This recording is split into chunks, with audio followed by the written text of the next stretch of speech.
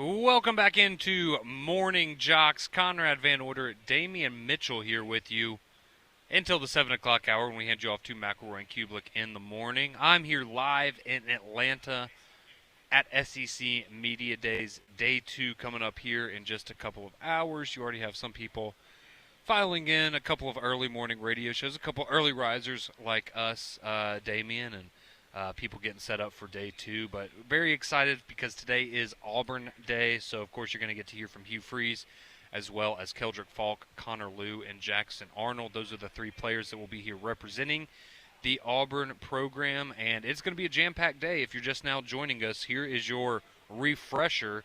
So you're going to have Kirby Smart up first, 9:25 Central Time. Hugh Freeze is going to follow that at 11:15. Josh Heupel is going to go at 12:30, and Steve Sarkisian at 2:15. So Georgia, Auburn, Tennessee, and Texas are all going to get underway today. So it should be an absolutely fantastic day. And want to get a little bit into some of our expectations in just a minute for not only those teams this fall, but also what we hope to learn from them this week and answer some of your questions that y'all have sent into the text line as well at 205-834-9450. But I did want to spend a minute on this, Damian. Did you watch the Home Run Derby last night? I probably watched about 30 minutes. I didn't really dive too much into it. So you watched like 10% of it. Yeah. Because that was the sentiment, and I feel like this happens every year, but we all complain, oh, it's not as good as it used to be, and we all watch it anyways, and oh, it's not like when I was a kid, and I'm right there with it too. But it's just funny that we do that every single year, and so we're sitting there watching it last night, and everyone's like, man, this is longer than a baseball game is now, because it felt like it went on forever. But if you missed it last night, Cal Raleigh of the Mariners, he wins the Home Run Derby. He beats Junior Caminero of the Tampa Bay Rays. He hits 18 home runs in the final round, Raleigh does, to get the win. He is the first catcher to ever win a home run derby, so that was a very cool moment for him. And, of course, these are the great stories you get at the home run derby, right? So his dad's pitching to him, and then his younger brother is catching. So you have dad, brother, and brother as the 3 guys there yesterday getting to take home that crown. So very cool moment for Cal Raleigh and his family.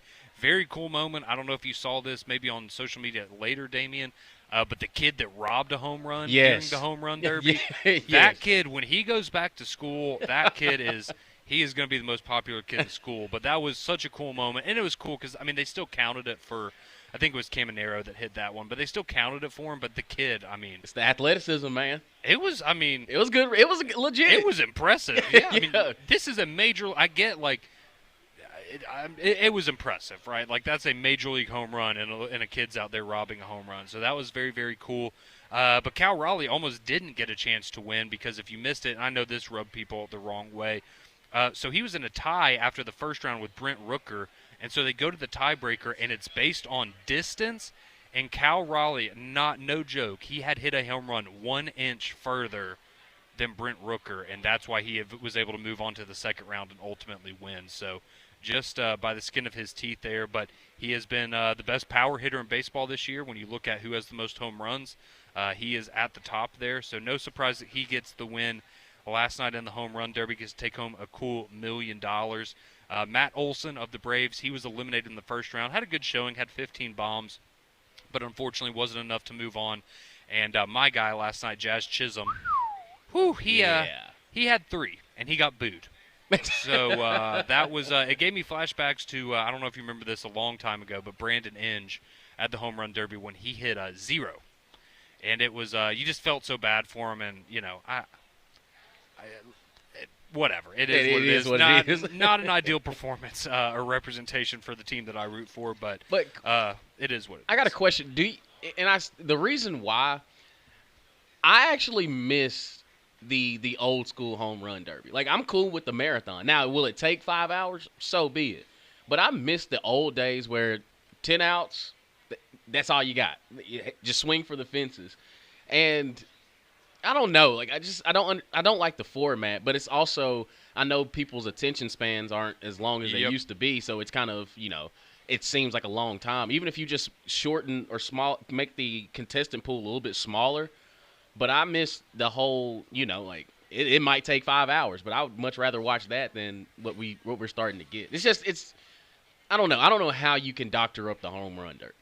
Yeah, it's tough. I mean, the same thing as like the dunk competition, right? It's just not what it is anymore, and it's still exciting, but you also get to a point where you're like, man, I mean, for us, I mean, I know a lot of our listeners even more so. It's like, man, I've been watching this for over 20 years now. Like, it's still exciting. I'm still going to watch it every year, but you just kind of get used to things after a while. And like you said, you don't have some of those crazy moments like Josh Hamilton at the old Yankee Stadium or Right. things where guys just absolutely go on a tear. So it is what it is though. But tonight you'll have the All Star game. That's going to get going at 7 o'clock Central Time here from Truist. So you're going to have Tariq Skubal and Paul Skeens are going to get the starts tonight for the American League and National League respectively. They're in the All Star game, so should be a big time here in Atlanta as Beyonce moves out of town, and now we still have the All Star game stuff going on. So it is quite busy here. But we are live at SEC Media Days here in Atlanta, Georgia. Day 2 coming up for us, Damian. So yesterday, again, kind of nothing crazy really coming out. I mean, Greg's comments about Nick Saban again, kind of stealing the show for a lot of things yesterday. But today's should be a fantastic day. Should have a lot of great content, and you have Georgia, Texas, Auburn, and Tennessee. So besides, let me ask you. I know you're a big Tennessee guy. What do you want to hear from Tennessee and Josh Heupel this year? Because it's been a very interesting offseason for them, obviously, with Nico and that whole situation. Really and truly, it's, I guess, understanding what the expectations are. Because I do think, with everything that happened last year, you have one of the better defenses that you've had under Josh Heupel. And you ran across an Ohio State team that was, I mean, they were locked and loaded, ready for you. Like, they were on a mission to win the national championship game, and you just so happened to be that first one. But now, with all the things going through the offseason, how much faith do you have in Joey Aguilar getting in a little bit later? If he's your guy, you're rocking with him. Do you have the utmost confidence in him? And I think that with all the pieces that have left, they're either transferred or gone to the NFL draft and things, how confident does Josh Heupel really portray his team? Like, does he really feel like, you know what, I got a pretty decent squad? Because I think that everybody, even me included, I think it's going to be a little bit of a drop off from what we saw last season. And last season, you end up playing in the college football playoff. Like you made it to, you were one of the 12. But I think that how can you convey or kind of give some sort of motivation of, hey, we're actually trending in the right direction? Like, how much can you? I think he's going to have to do a little bit more of the salesman side of things today, because I think a lot of people are kind of on the fence about Tennessee of, well, they're not going to be great like they were last year, but I also, at least for me, I don't think it's going to be a complete drop off, but it will be a little bit of a quote unquote down year for them heading into the fall. Yeah, and if you're Heupel, right, this is where you can, kind of show your coaching chops a little bit, right? Of, hey, yeah, we had all this turnover, this turmoil with our quarterback situation, but guess what? I'm a pretty darn football coach, and I'm going to be able to find a way to make it work with the guys that I have. And, if Tennessee's a team that, I mean, if they go, let's say they win 9 games this year, right? Like, maybe you're not making the playoff again, but if you win 9 games with this team and what you had to go through this offseason, I think there's a lot of people that would look at Josh Heupel in a much higher regard. Not saying that people don't really look at him in a high regard, but you know what I'm saying. Like, that it would only continue to grow if you have that kind of season and people start looking at you as, truly one of the top coaches in all of college football. So big expectations for Tennessee. We've got Georgia and Texas rolling in as well. I know Texas, I think, I have a feeling that Arch Manning will probably break Diego Pavi's record yesterday in terms of the most medium people trying to get a taste of you, whether it's a picture, a video, an interview question, whatever. I think Arch Manning will certainly steal the day.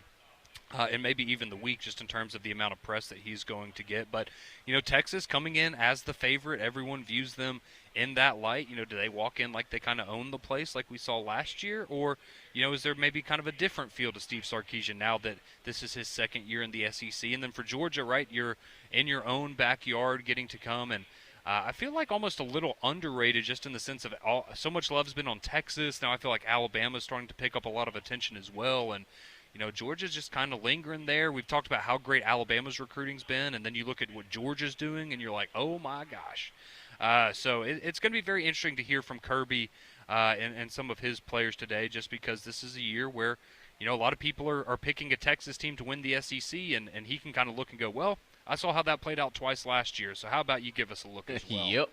And people, it's almost like people forget Georgia won the SEC last year. Like Yep. they are the defending SEC champions, and I think with the loss to Carson Beck, and you go and watch this Georgia team last year, there towards the end they just kind of, I mean, not necessarily sputtered, but a lot of unfortunate events happen because you look at that receiver room, they were the biggest liability for you, and something that we went back in the regular season, we saw the inconsistencies there with the loss to Ole Miss. Like how much of that loss to Ole Miss kind of like gave people a different look at how Georgia, Yeah. they're not as quote unquote intimidating as they used to be. They're not, have they lost a little bit of the edge? We just hadn't seen anybody beat them like that except maybe Alabama. Right, where they lined up and Ole Miss welcomed the fist fight. Yep. And then you go and beat Texas on the road and for the SEC championship with your starting quarterback going out. So now enter in Gunnar Stockton, and what does it look like with him under center? Like now what does it look like? You went in and got some pieces out of the portal offensively, and I think defense is still a question mark where it's they got a few times last year. So how much does Kirby either kind of downplay whatever happened last year, or does he kind of look forward and say, because Kirby kind of has that reverse psychology model of, oh, nobody's picking us to win the SEC, so I guess we got to go out there and do it. Like nobody believes in you. And now with Texas getting all this love, he can look at his players and say, hey, well, y'all already beaten them. So Sark and those guys are just now getting into this party, but we've been there. Like we are the defending SEC champions, so let's go out there and prove it. Yeah, we will certainly see. So going to be a big day, too, here at Media Days. We also have the Auburn Tigers. So, of course, we're going to tell you maybe some of what are our bigger questions that we have for Auburn this year that hopefully we can hear from Hugh Freeze and the players today. We'll take a little deep dive into Auburn as well as read your text, respond to those, 205-834-9450. You're listening to the Tuesday edition of Morning Jox.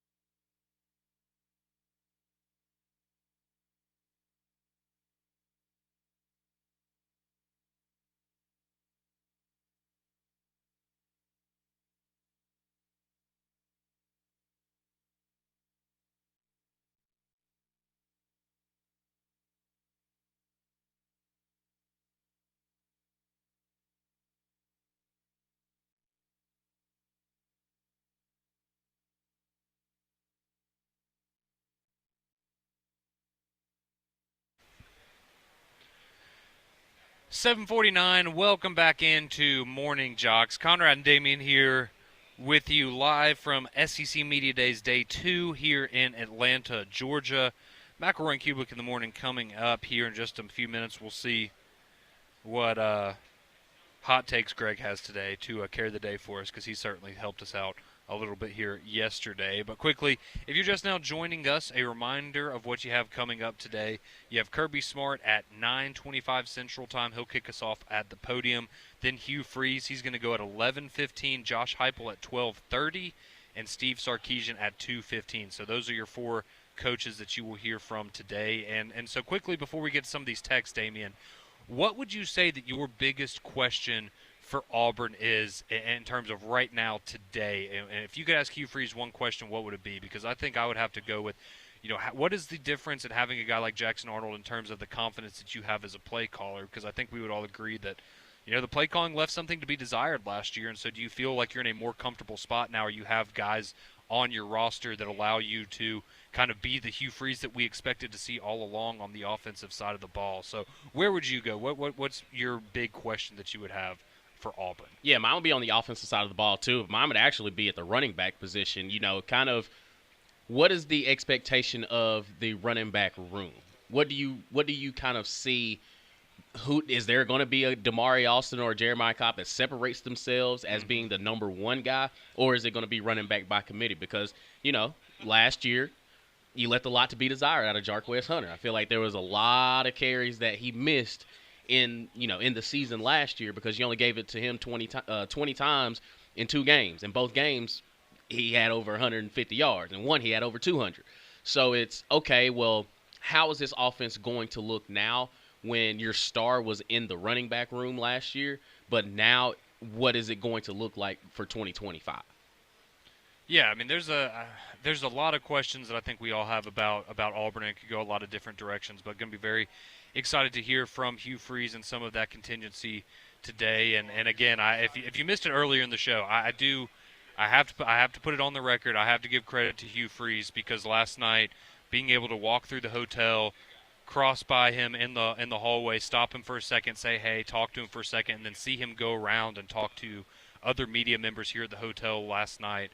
I thought that was really cool for him to get out and do that and just kind of rub elbows with the media and just talk some football. So I really wanted to give him props for that. So you're a Hugh Freeze guy, that's what you're saying. I'm not saying that at all, but I thought it was a very cool thing for him to do, and I wanted to give him his props for that, Damien. That's all. I got you.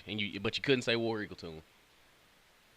It's wild. All right, so the text line, 205-834-9450. That'll get you on the courtesy GMC text line. Damien's kind of cutting out. He's saying, like, curse words or something on the radio. I don't know what that was that he just said out of his mouth. But let's go to Jason. He says, let's not forget that Dylan Sampson was the SEC Offensive Player of the Year last year, not Nico.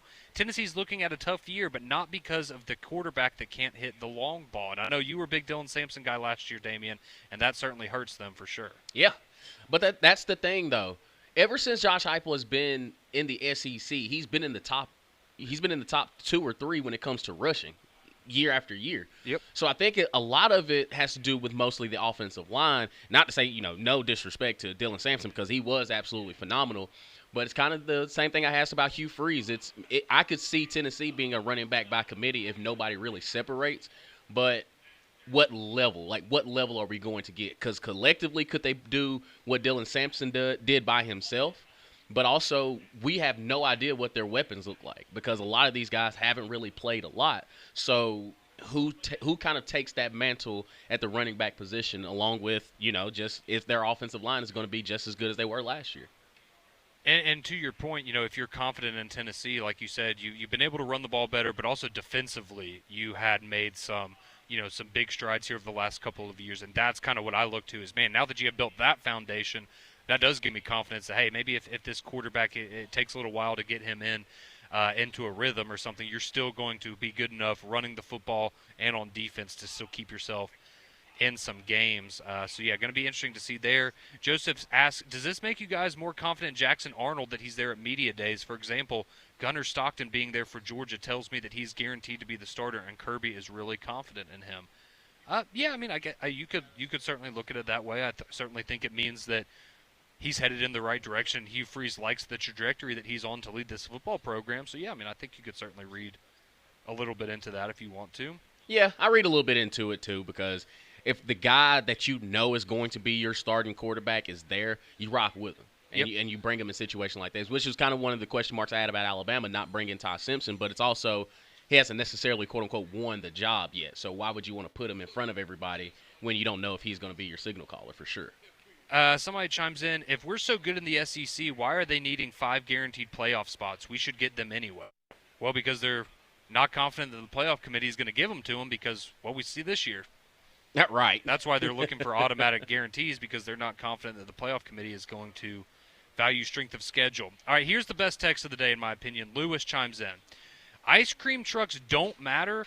Weren't you at the Oklahoma game last year where the team decided to start the QB who threw a game-clinching interception and then laid down and let it be a pick six? That's the same mentality of fun is more important than winning, and as a result, we have a single-digit win column for the first time in a long time. If you're going to blame an ice cream truck on the reason that Alabama lost to Oklahoma, I really don't know what to tell you. But right here, Hugh Freeze standing by with McElroy and Kublik in the morning. They are next.